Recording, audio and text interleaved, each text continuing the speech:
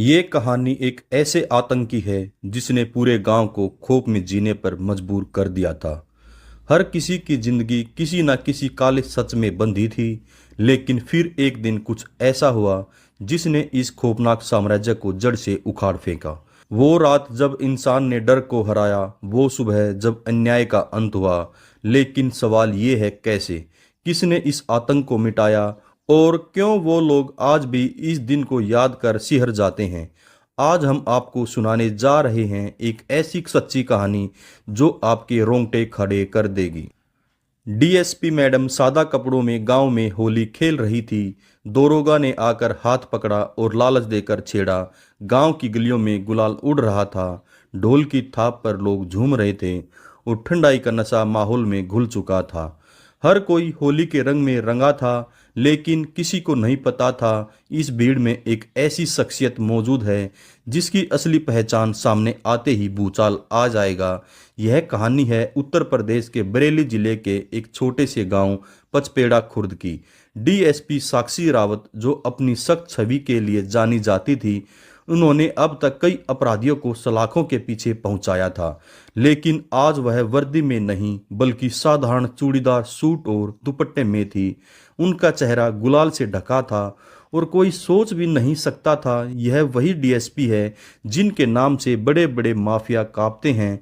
साक्षी madam गांव की गलियों में घूम रही थी, होली खेल रही थी, माहौल को महसूस कर रही थी। उन्हें देख कोई नहीं पहचान सकता था वह पुलिस अफसर है। लेकिन इसी बीच वहां एंट्री होती है दरोगा राजवीर सिंह की। राजवीर सिंह इलाके का बेहद चालाक और भ्रष्ट दरोगा था।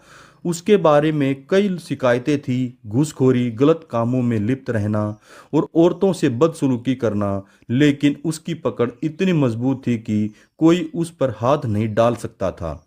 होली के नशे में धुत दरोगा जब वहां पहुंचा तो उसकी नजर एक लड़की पर पड़ी जो बाकी महिलाओं के साथ रंग खेल रही थी। उसके बाल खुले थे, चेहरा गुलाल से ढका था, लेकिन उसकी चाल ढाल से वह बाकी गांव की औरतों से अलग लग रही थी। राजवीर उसकी ओर बढ़ा। पहले उसने हल्के अंदाज में रंग लगाने की कोशिश की, फिर हाथ पकड़कर खींचते हुए बोला, कहीं बाहर से आई हो लगती हो, चाहो तो तुम्हारे लिए सब कुछ आसान कर सकता हूँ, एक बार मौका दो, राजा साहब तुम्हें खोने नहीं देंगे। साक्षी के कानों में यह शब्द पड़े और उनके अंदर गुस्से की लहर दौड़ गई। लेकिन वो चुप रही। वो देखना चाहती थी यह आदमी कितनी हद तक जा सकता है। दरोगा राजवीर सिंह के चेहरे पर एक अजीब सा आत्मविश्वास था। वह जानता था कि गांव की लड़कियां अक्सर उसकी बातों में आ जाती हैं, कभी डर कर कभी लालच में।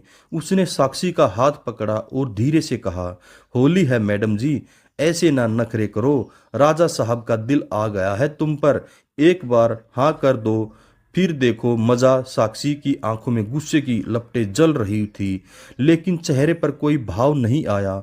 वह जानबूझकर पीछे हटी और हल्के से मुस्कुरा कर बोली, अच्छा, और अगर मना कर दूं? राजवीर हंसा और नशे में झूमते हुए बोला, अरे क्या करना है, जो राजा चाहता है वह पाकर ही रहता है, चलो एक ठंडाई तो मेरे साथ पी लो। अब साक्षी को यकीन हो गया कि यह आदमी सिर्फ रंग में नहीं बल्कि अपने असली घिनौने रूप में। यह वह जानबूझकर भीड़ से थोड़ा अलग एक पेड़ के पास जाकर खड़ी हो गई। जैसे ही राजवीर उनके करीब आया और एक जोरदार थप्पड़ पड़ा दरोगा के गाल पर, भीड़ में अचानक सन्नाटा छा गया। रंग खेलते लोग ठहर गए, ढोलक की थाप बंद हो गई। हर किसी ने चौंक कर देखा। दरोगा राजवीर सिंह को अब तक का इलाके का सबसे दबंग आदमी समझा जाता था। उसका चेहरा लाल हो गया था और उसकी नजरें गुस्से और शर्म में झुकी हुई थी। वह बौखलाया और चीख कर बोला, साली जानती भी है किससे पंगा ले रही है? साक्षी ने ठंडे लहजे में जवाब दिया। इतना कहते ही साक्षी मैडम ने दुपट्टे के कोने से एक छोटा सा वॉकी टॉकी निकाला। उसमें बस एक कोड वर्ड कहा, ब्लैक फोकन एक्टिवेट, और अगले ही पल भीड़ में से 5-6 लोग तेजी से आगे बढ़े थे। वे आम लोग नहीं थे, वे पुलिस अफसर थे जो साक्षी के साथ इस खास मिशन का हिस्सा थे। राजवीर के होश उड़ गए। यह क्या हो रहा है? राजवीर ने हकलाते हुए पूछा, तुम कौन हो? अब साक्षी मैडम मुस्कुरा रही थी, लेकिन उसकी आंखों में ठंडी सख्ती थी। दरोगा जी, खेल खत्म। तुमने सोचा था तुम गांव की लड़कियों को ऐसे ही दबाते रहोगे, अपनी पावर का गलत इस्तेमाल करते रहोगे। आज तुम्हारा असली रंग सबके सामने आएगा। राजवीर ने भागने की कोशिश की, लेकिन वह बहुत देर हो चुकी थी। राजवीर की नजरें तेजी से इधर उधर भागने के रास्ते तलाशने लगी। उसने तुरंत भीड़ का फायदा उठाने के लिए पीछे हटने की कोशिश की, लेकिन तभी डीएसपी साक्षी ने आगे बढ़कर उसकी कॉलर पकड़ ली। अब कहाँ भाग रहे हो? दरोगा जी, गांव वाले अब तक स्तब्ध खड़े थे, लेकिन जैसे ही उन्हें समझ आया कि डीएसपी मैडम खुद इस आदमी को पकड़ रही है, भीड़ में गुस्से की लहर दौड़ आई। तभी राजवीर अचानक जोर से चिल्लाया, रुको, पहले मेरी बात सुनो। साक्षी ने उसकी ओर घूर कर देखा। अब क्या बहाने बनाने जा रहे हो राजवीर? राजवीर ने घबराते हुए भीड़ की ओर देखा और चालाकी से माहौल बदलने की कोशिश की।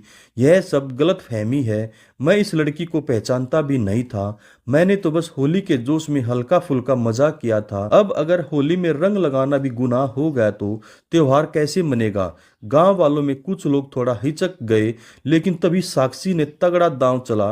अपने फोन से एक रिकॉर्डिंग चलाई। चाहो तो तुम्हारे लिए सब कुछ आसान कर सकता हूँ, एक बार मौका तो दो, राजा साहब तुम्हें खोने नहीं देंगे। यह राजवीर की आवाज थी।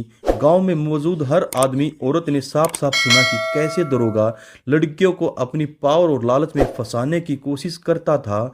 भीड़ में एक बूढ़ी औरत आगे खड़ी थी, जो अब तक चुपचाप थी। उसने गहरी सांसें ली। वो धीरे से कहा, मैंने पहले भी सुना था यह दरोगा गांव की लड़कियों पर बुरी नजर रखता है, लेकिन किसी के पास सबूत नहीं था। तभी एक युवा लड़की भीड़ से निकली और कांपती आवाज में बोली, मैडम, इसने मुझे भी कई बार बदतमीजी करने की कोशिश की थी, लेकिन मैं डर गई थी, कुछ कह नहीं पाई। अब हालात बदल चुके हैं। जहां पहले राजवीर खुद को बचाने की कोशिश कर रहा था, अब गांव वाले ही उसके खिलाफ खड़े हो गए थे। तभी साक्षी ने आदेश दिया, गिरफ्तार कर लो इसे। गांव वालों के गुस्से के बीच जैसे ही पुलिस राजवीर को गिरफ्तार करने आगे बढ़ी, उसने अचानक पिस्टल निकाल ली और बोला, कोई भी आगे बढ़ा तो गोली मार दूंगा। गांव में अफरा तफरी मच गई। साक्षी मैडम बिल्कुल शांत रही, लेकिन उसकी आंखें राजवीर की हर हरकत पर थी। तभी ब्लैक फोकटन टीम का एक अफसर पीछे से दबे पांव आया और झटके से राजवीर की कलाई पर लात मार दी। पिस्टल छिटक कर दूर गिरी और अगले ही पल 4 अफसरों ने राजवीर को जमीन पर गिराकर हथकड़ी पहना दी। गांव वालों ने तालियां बजाई और साक्षी ने मुस्कुरा कर कहा, होली सिर्फ रंगों का त्योहार है, गुनाहों का नहीं। अब असली न्याय होगा। अब सवाल यह था कि क्या राजवीर अकेला था या उसके पीछे कोई बड़ा खेल खेला जा रहा था। राजवीर को गिरफ्तार कर लिया गया, लेकिन जब पुलिस ने उसकी तलाशी ली तो उसके मोबाइल में चौंकाने वाले सबूत मिले। गांव की कई लड़कियों के छिपे हुए वीडियो, अधिकारियों को दिए घूस के रिकॉर्ड और कुछ बड़े नेताओं के साथ उसकी बातचीत के सबूत मौजूद थे। साक्षी समझ गई ये सिर्फ एक छेड़छाड़ का मामला नहीं, बल्कि बड़े रैकेट का हिस्सा है। अब असली खेल शुरू होगा, उन्होंने कहा और तुरंत स्पेशल टीम को बुलाया। जांच जैसे जैसे आगे बढ़ी, राजवीर का कनेक्शन एक बड़े महिला तस्करी गैंग से जुड़ता नजर आया। उसने फोन में कई नेता, अफसर और बाहुबलियों के नाम जुड़े थे, इस धंधे में शामिल थे। डीएसपी साक्षी ने राजवीर से पूछताछ शुरू की। पहले तो वो चुप रहा, लेकिन जब एनकाउंटर की धमकी मिली तो उसने सब उगल दिया। मैडम, मैं सिर्फ एक मोहरा हूं, असली खेल तो ऊपर बैठे लोग खेल रहे हैं। राजवीर के कबूलनामे के बाद डीएसपी साक्षी के गुप्त ऑपरेशन शुरू किया। मोबाइल रिकॉर्ड के जरिए पता चला कि इस तस्करी गैंग का सरगना एक रसूखदार नेता था, जिसे सब विक्रम चौहान के नाम से जानते थे। साक्षी ने प्लान बनाया। होली मिलन समारोह में विक्रम चौहान खुद आने वाला था। मौका परफेक्ट था। जैसे ही विक्रम स्टेज पर पहुंचा, साक्षी की टीम ने चारों तरफ से उसे घेर लिया, लेकिन तभी गोलियों की आवाज गूंज उठी। गोलियों की बौछार के बीच विक्रम चौहान अपने गुर्गों के साथ भागने लगा। डीएसपी साक्षी रावत ने तुरंत जवाबी कार्रवाई की। ब्लैक फोकटन टीम ने विक्रम के आदमी को धड़ाधड़ गिराना शुरू किया, लेकिन विक्रम भी चालाक था, पीछे के रास्ते से फरार होने की कोशिश करने लगा। साक्षी ने उसका पीछा किया, लेकिन तभी एक गाड़ी तेजी से आई और विक्रम को लेकर भाग गई। विक्रम चौहान के फरार होने के बाद डीएसपी साक्षी रावत ने उसके नेटवर्क को खंगालना शुरू किया। लगातार ट्रैकिंग और पुलिस रेड के बाद आखिरकार विक्रम को दिल्ली के एक फार्म हाउस से धर दबोचा गया। पूछताछ में खुलासा हुआ कि इस तस्करी रैकेट में कुछ बड़े नेता और अधिकारी भी शामिल थे। साक्षी ने बिना डरे सभी के खिलाफ कार्रवाई की, जिससे पूरा गिरोह ताश के पत्तों की तरह बिखर गया। राजवीर को उम्र कैद, विक्रम चौहान और उसके साथियों को कड़ी सजा मिली। गांव की लड़कियों और महिलाओं ने साक्षी मैडम को नायक की तरह सम्मान दिया। होली के रंग अब पहले से ज्यादा साफ और सुरक्षित थे। अगर आपको ये कहानी पसंद आई हो तो ऐसी ही सच्ची घटनाओं की गहराई तक जाना चाहते हो तो चैनल को सब्सक्राइब करें। आपके एक लाइक और कमेंट हमें और भी ऐसी कहानियां लाने की हिम्मत देगा। हम फिर मिलेंगे एक नई सच्ची और रहस्यमयी कहानी के साथ। तब तक सुरक्षित रहें, सतर्क रहें और अन्याय के खिलाफ आवाज़ उठाते रहें। नमस्कार, धन्यवाद, जय हिंद, जय भारत।